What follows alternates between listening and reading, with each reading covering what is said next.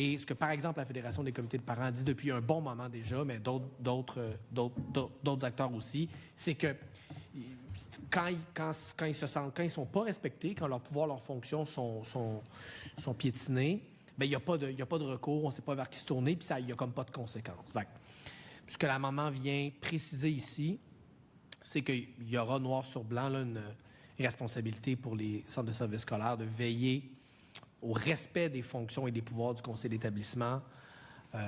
et du comité de parents du centre de services scolaires. Autrement dit, on vient juste inscrire noir sur blanc que s'il y a, et de leurs règles de fonctionnement. Donc, si par exemple, ça, c'est des cas c'est des anecdotes, pas des anecdotes, c'est des cas qui nous ont été soumis, là, qu'on envoie des documents à la dernière seconde, en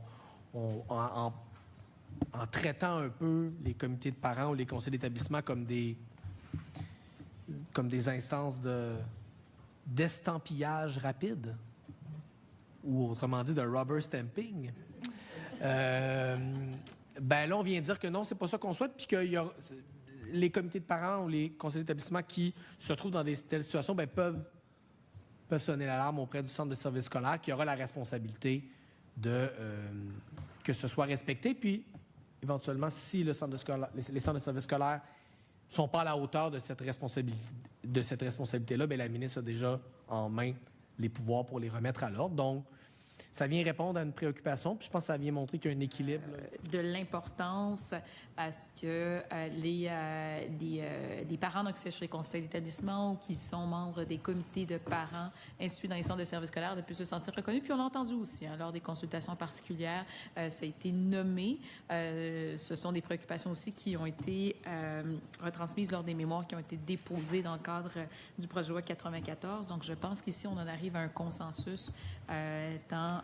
sur le libellé, mais sur la capacité de ces comités de parents, de ces parents qui siègent sur les conseils d'établissement à faire reconnaître leur expertise. Ça dit clairement que c'est de la responsabilité du centre de service scolaire de veiller, comme ça le dit, à ce que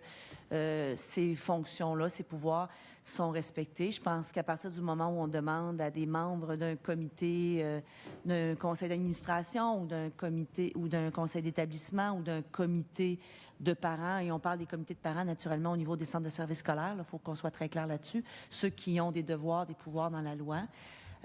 d'exercer une fonction et qu'on leur met des normes d'exercice de ces fonctions-là, c'est-à-dire un code au sens large. Naturellement, on voyait que ceux pour les conseils d'établissement découlent de la loi, mais je vais parler de code d'éthique au sens large et qu'on met des conséquences à ce code d'éthique-là